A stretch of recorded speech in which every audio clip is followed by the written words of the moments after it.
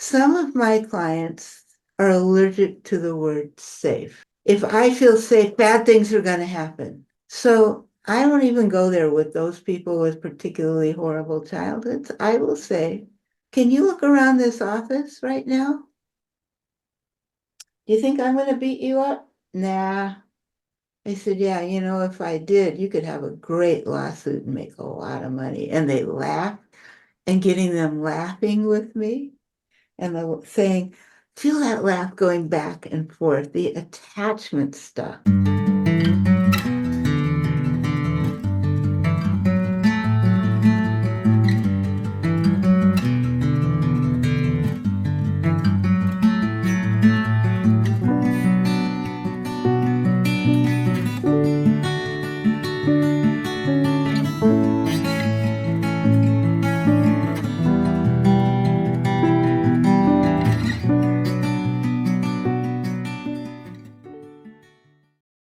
Hello, everyone.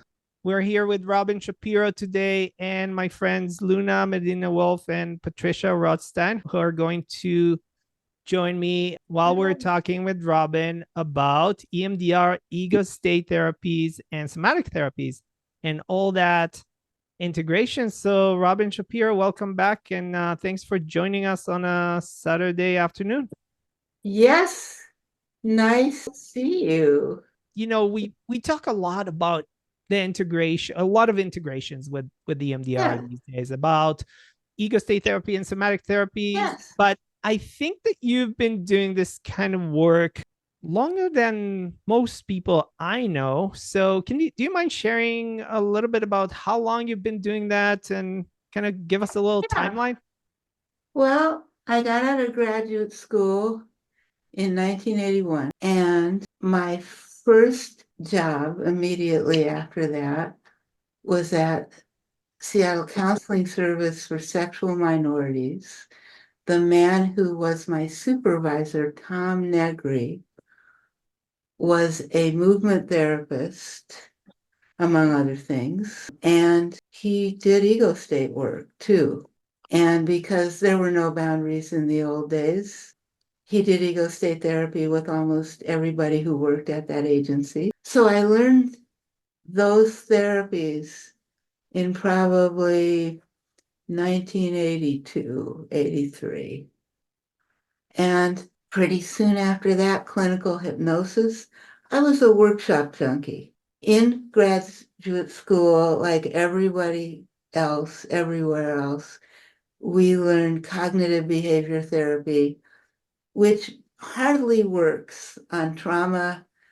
They didn't teach anything about dissociation. They didn't teach anything really about the body. And I got a few years after that, I got my first DID client, started studying with David Kaloff, and I learned clinical hypnosis and all kinds of other things then. The ego state work really got going then because I had to, because there was no way to deal with the many parts of this person who had been abused in a cult and had about 50 parts back then. Wow. And I still see her on and off. She is down, she has 4 parts, but they all work together. That's good. So I think that cognitive behavioral therapy is still wildly, taught in graduate schools, but I think that now we really have a lot more information, more research, more data on dissociation and somatic therapy and why they work. So I'm wondering if you want to talk a little bit about that, maybe top down versus bottom up. And yeah. If you are dealing just cognitively, you are dealing with ideas, but we feel in this machine that we live in. And if we have trauma, there's a split up here. Even if it's just plain old PTSD, we split into the untraumatized part that takes care of life and also avoids maybe thinking about the bad thing. And then the part that's having the nightmares and the flashbacks and all that. And to be able to speak to that, to be able to have one part, the I'm here, I'm safe, I'm no longer being sexually abused, or I'm no longer in that car that got hit, or whatever, and bring that part that's stuck back in a repetition of that trauma. You can either do the ego state work of bringing that part up to here, up to here, up to here 10 times until there's none back there and it knows it's over. Or you can do EMDR, or you can do some kind of somatic work where maybe they push that away, what they couldn't have done back there. Or a combination of all of those things for some people and have it be over. But if you are only dealing with up here, you're missing out on a lot of the symptomology and you're missing out on a whole lot of things that make that stuff go away. And that brings the here and now adult, if you're dealing with an adult, the functional part, up to now, feeling and knowing that they're safe now.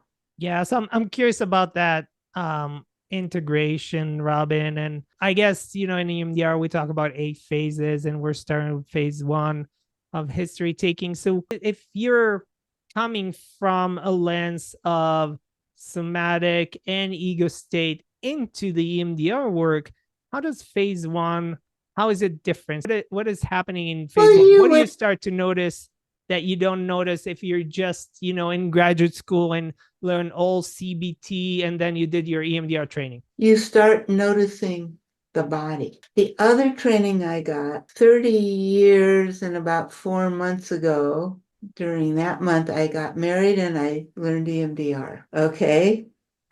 So it's always easy to remember how long ago it was.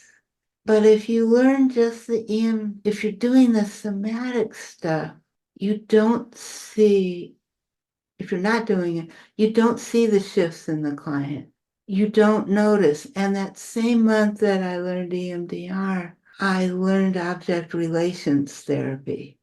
So I had a lot of and what they taught us from other research is the more dissociated the client is, the more the therapist, they project into the therapist the feelings they're not having. So I also learned, I already knew somatic stuff, but then I started paying attention to my somatics. If I'm sitting with a client and all of a sudden I'm having a pretty good day, but all of a sudden I feel really anxious or really angry, Or really tired sometimes. really tired because their dissociation is coming into me, I can say, because of the object relations training, I'm feeling some anxiety or some exhaustion in the room. You know anything about that? And the minute they start going, oh yeah, that's about this, it leaves me. And I'm doing 20 consult groups a month now.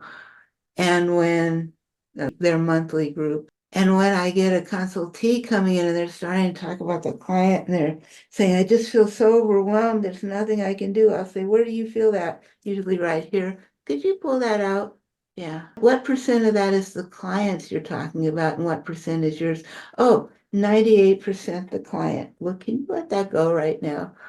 Yeah. Oh, I'm back. So all of you who are working with more traumatized and dissociated people, start watching your own stuff. I'm not a very visual person. I have even gotten visual things from them, which is so weird. Yeah, so weird. And actually, right before we started recording, Luna asked me about this book by Stanislav Grof, and he does talk a lot about these things too, that what is happening to the clients, we kind of sense it and we feel it and we sometimes see it, and we have different ways that we experience things, but we do experience what our clients experience. And there's a lot of explanation, like I think science is catching up a little bit about what we were doing, but they're mirror neurons, right? So we're Yeah. mirroring. And there's also, we talked yesterday, we talked with John White from Heart Math. There's also coherence, heart coherence, that is happening in the room, and we tend to sync our heart rate variability with our clients, which I find fascinating. Yes. And the other thing we can do is pick things up that we carry.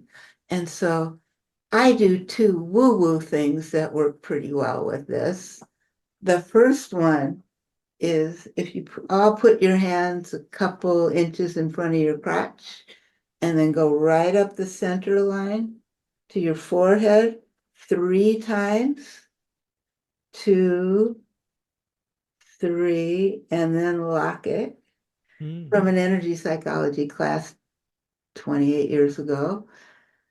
And wear amethyst when you're around those particularly leaky clients. So when my borderline client is in here screaming at me, which she usually does for about half the session about everything and I'm not doing it right either, before we can get down and do the underlying work every time. If I have done those things and I'm wearing for her different stuff than I'm wearing right now, Yeah. it doesn't stick. I feel it, but I don't absorb it. So it's very useful for me to know that. And you might think that's too woo-woo, but it actually No, works. no, no, no, no, no. We don't think anything is too woo woo. I actually we had a conversation with Mark Brain yesterday from the UK, and he's in his book he says when clients start to use the W word, and it means weird, that means that usually EMDRs is starting to work. So I think it's kind of like a consensus that if you, like you said, Robin, when you stay here, when you're all rational and cognitive and linear, um, therapy is not going to be as effective. No.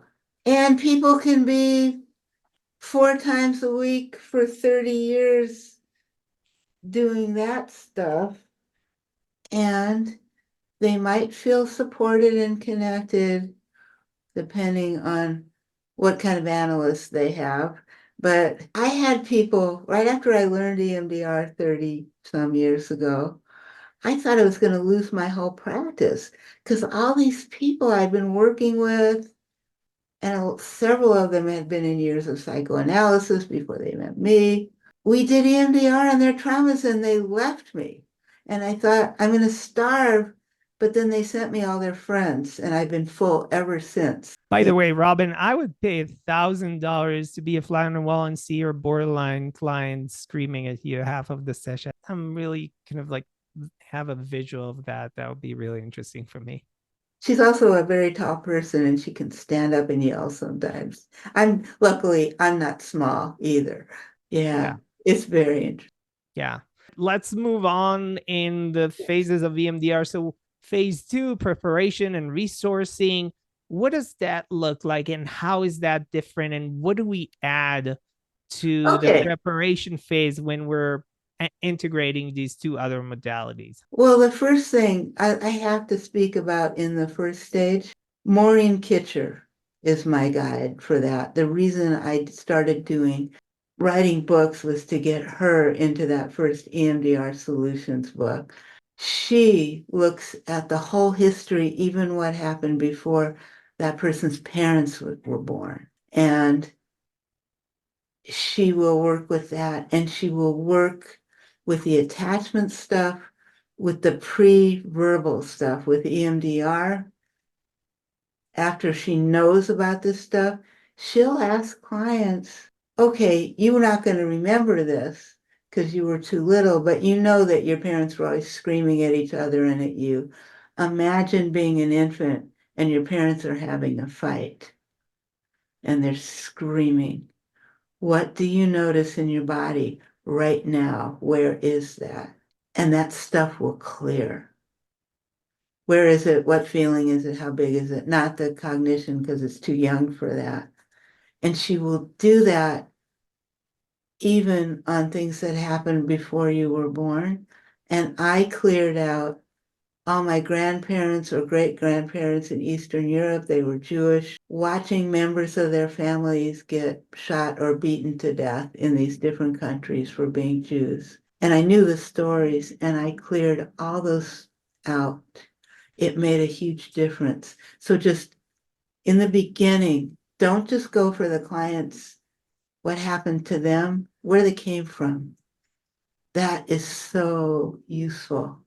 Okay, in this next stage, everybody else says, you need to do the safe place. Some of my clients are allergic to the word safe. If I feel safe, bad things are going to happen. So I don't even go there with those people with particularly horrible childhoods. I will say, can you look around this office right now? Do you think I'm going to beat you up? Nah. I said, yeah, if I did, you could have a great lawsuit and make a lot of money. And they laughed, and getting them laughing with me and saying, feel that laugh going back and forth. The attachment stuff is so great. The person who writes about that the best in the EMDR world is Rebecca Case, Polyvagal Informed EMDR. It is a lovely book, and it is all about using the self of the therapist to create that safety right here. But I do that. I get them to laugh with me. Look around this room. Is this room, is anything bad aside from inside of you likely to happen in this room? No. Good. Good. And if they're very dissociated, I might say, I've never had to do that in 37 years of practice, but no, 47 years of practice. But if anybody came in to hurt you, they'd have to deal with me. And those kid parts are like, ah, good. I would protect you, but I don't think I'm going to have to, you know? And the adult will laugh with me then. We'll feel that laugh go back and forth. Okay, good. So I tend to use the safe present moment, and I may not use the S word because they might have too much fear for that. You have to have a dual attention or EMDR won't work. That person has to know that right now they're okay. The other thing that I will do, especially if they're somewhat dissociated, I will say, how long ago did that thing happen? If it was a car accident or rape, it might be 3 weeks, you know. If it's something that happened in the past, I might say, how tall were you then? How old were you then? So you were 7 when that happened. How old are you now? 37. It's 30 years later. How big were you then? Oh, about this big. How big are you now? Oh, about 5'8". Okay. Are you in better shape to protect yourself? Yeah. And as an adult, are you in better shape to get away because you're not stuck in that dangerous house? Yeah. Great. I want you to feel that adult body you have. If they're dealing with even smaller stuff, notice that your adult feet reach all the way to the ground. Yeah. That you drove a car over here today, you know, and good. So that's how I get the safe dual attention, the safe body, the safe present time. And again, I may not use that S word. There was a question up in the chat about what if I'm working online. I can't talk about that. I say, look around that room you're in. Is your front door locked? Yeah. Has anything horrible happened in that house if we're talking about childhood stuff? No? Yeah. So you're going to be able to stay in this present moment where you can take care of business. Yeah, good. Right, right. And there are some additional, techniques for people who are highly dissociated Yep. for working virtually. They can have some kind of an object or even like a cup that is warm, or some people like a little bucket with ice to ground them, whatever helps the client. I think that the question was specifically about the wording, but this is something I learned in Jamie Marich's training about dissociation and Right. how to deal with dissociation Right. in person and virtually. Yeah. Yeah. And Robin, I like what you just mentioned about bringing the attention to your feet, reach all the way to the ground, and you drove a car here and look how big you are now, or you use in your book also look at the size of your hands, because that starts creating a sense of safety in their own body.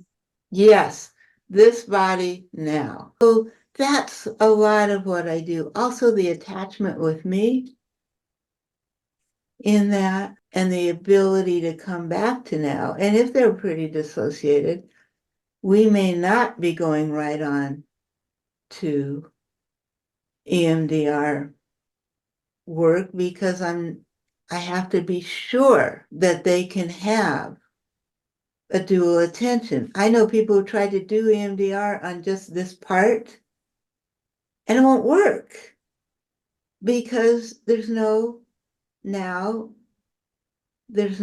safe present, and it doesn't work. And I'm on different listservs and still see people saying, well, every time I do EMDR, they dissociate. And what I want to say in my sweet way is fucking stop it, then you need to get that person sorted out, and you need to get the apparently normal part, the adult, here.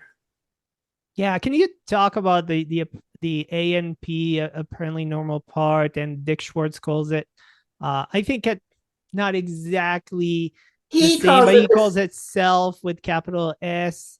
yes, but Okay, the self is different than the ANP. right, right, right. And the ANP comes from the theory of structural dissociation.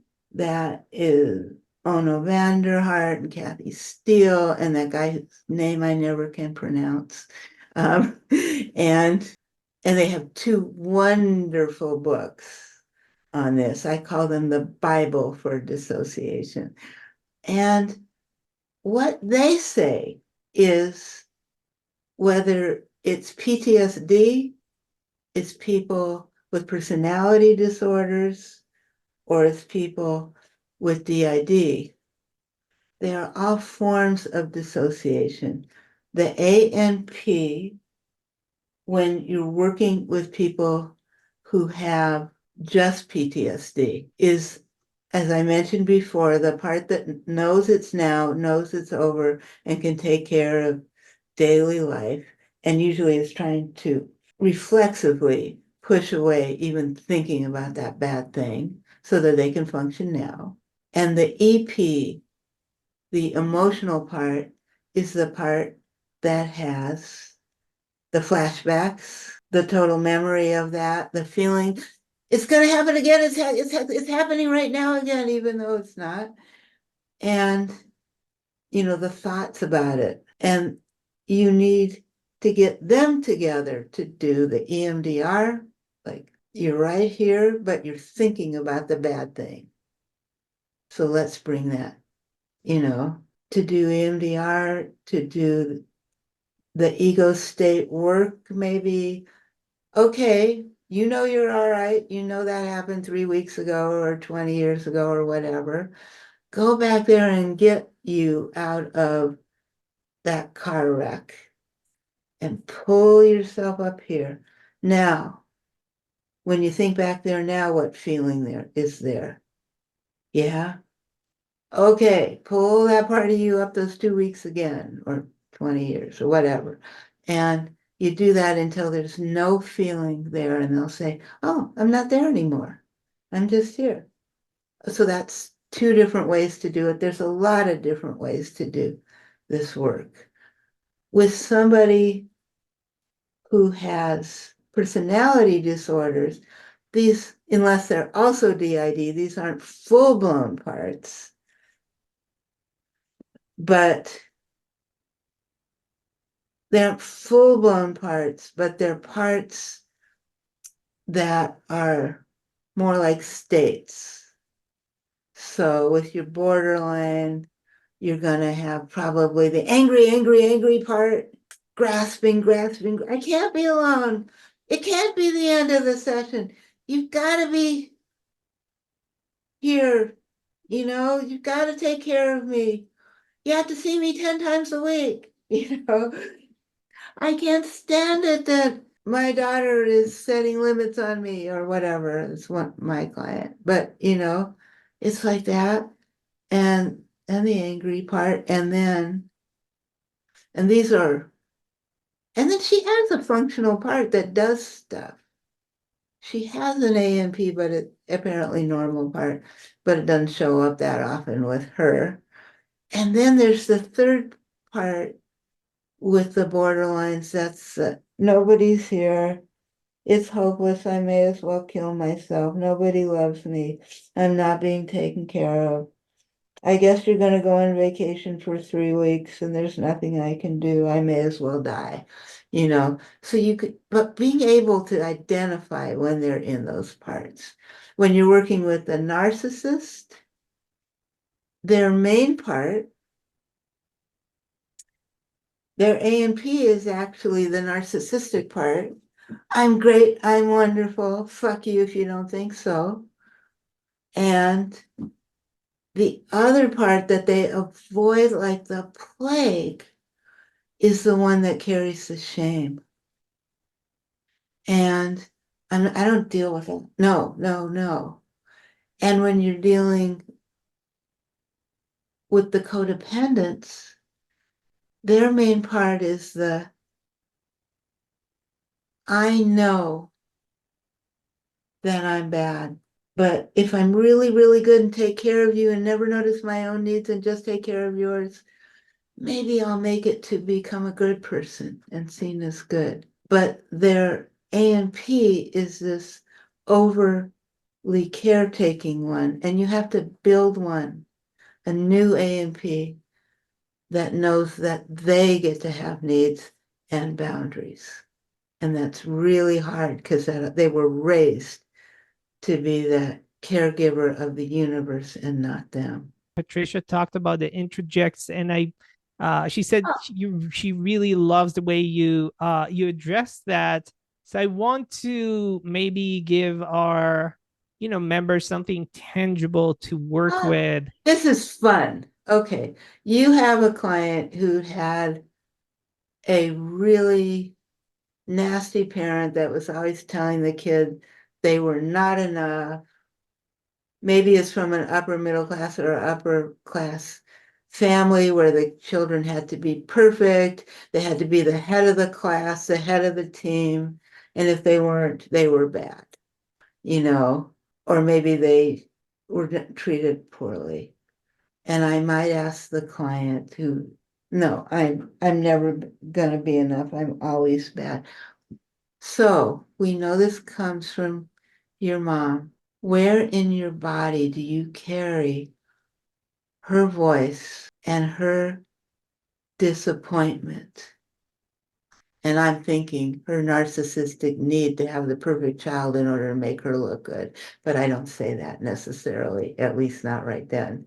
But where in your body do you carry that? They almost always say here, right here. Okay, so what color is that voice inside of you? 95% of the time they say black or dark brown or something like that. What's that stuff made out of? They often say black goop. Do you want to keep carrying that voice telling you that you're a piece of shit and not lovable around with you the rest of your life? No. You want to get rid of it now? Yeah. Okay, I'm giving you my shop vacuum. Okay. It's got a really big tank. It can take all of this. All right. You ready? I'm turning it on. Brrr. Put it in there. Get all of that goop. Every time your mom looked disappointed. Every time she was mad at you. Every time. All of that stuff. Okay. And I do bilateral with that. Fast bilateral while it's happening. And it's amazing. It clears It clears. that. And then I say, you got it all? There's 10% left. Go after that. Okay, you got it all? All right. A hole is opened up by you. Drop the shot back in there. I got more of them. Put the lid down and flush it. Good. Zip up your body. What do you want in there instead? I don't know. How about a sense that you, like every child, were a lovable child? You were enough? And bring in that sense of enoughness right now. What color is that stuff? Oh, that's kind of like a sweet orange color. Yeah, fill up with that. Yeah. What else do you want in there? I don't know. How about a sense of you deserving good? Yeah. Ah, what color's that? Okay, you got that space filled up. Now bring it to your whole body. Yeah, now send it down to every age of you. That little baby that got ignored when it was crying. Yeah, that this, that, that the other. Yeah. So I have done bullyectomies. That was a momectomy. Bullyectomies, dadectomies, churchectomies, people from the churches that told them that they were born evil and they were going to go to hell if they didn't do exactly this, this, and that, and they still might go to hell. I'm Jewish, and I will say I've read the New Testament. That Jewish guy, Jesus, he said his job was to love everyone, and that all of our jobs was to love everyone, to let people know they are loved. Several religions, in order to keep control, change that. But if they've left the religion, but they still carry that stuff, we'll do a churchectomy. Say, you get to keep that loving Jesus guy if you want him. Sounds like a good idea to me. But you get to take out what the church said about you being a horrible person. This especially works like with gay clients who came from a religion. It's been or people who otherwise broke the rules but are not bad people. All these strategies sound great, Robin, because I know that when we deal with simple trauma, if someone had a car accident 2 weeks ago and up until that point their life was perfect, then it's easy, right? We just do EMDR. But more often than not, we deal with these, our clients, like what you said, they got these messages from their parents or from church or from whoever, and it's got so ingrained. So I like these strategies that you use. And I was the first person, I think, in EMDR to write about pulling out what the culture says you are versus who you actually are. Yeah. If you're Black, you're supposed to be uneducated, stupid, and a thief or something. And actually, you have a PhD or this and that, and you're one of the best people I've ever met. But what's it like to carry around what the culture says? You want to pull that out of you, The other thing I'm known for is the two-hand interweave. And another way to deal with that, in one hand, put who you were supposed to be. You were supposed to look like a model, have 150 IQ, 100 is normal, 150 IQ and be running Microsoft, okay? And instead what you look like, who you are, whatever those things are. Yeah. And if you hold both of those to what emotion comes up, where do you feel that in your body? How big is it? Let's go with that. You Yeah, know, I love the two-handed interweave. I use it all the time. And I think that it can be used for so many oh yeah, things, right? Like people with addictions always have this part that wants to use or wants to drink and the other part that doesn't. And there's just so many applications. yeah, and that's in that first EMDR solutions book The also. blue one, yeah. The blue one, yeah. Yeah. First of all, Robin, I want to say thank you. Thank you for your time. Thank you for being a guest again and spending your Saturday afternoon with us. We really appreciate it. Yes.